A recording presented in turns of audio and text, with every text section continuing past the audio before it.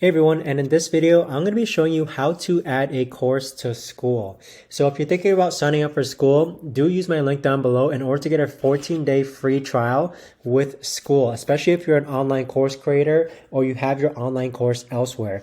So once you use my link down below, you're going to reach a page like this with a different community. And so what you want to do is actually create your community. And then once it's created, you simply just want to click on Classroom.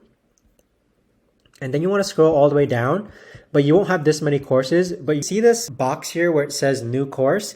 You simply just click on new course. And then in here, you can add your course name. You can insert your course description. You can also decide who has access to this course, whether it's all members or only some members or members of a certain level. You could also include a cover image. And you could also include whether your course is published or drafted. And then afterwards, just simply click on add. So that is how you add a course to Skool. And again, if you haven't signed up for Skool just yet, you can use my link down below to get a 14-day free trial to Skool.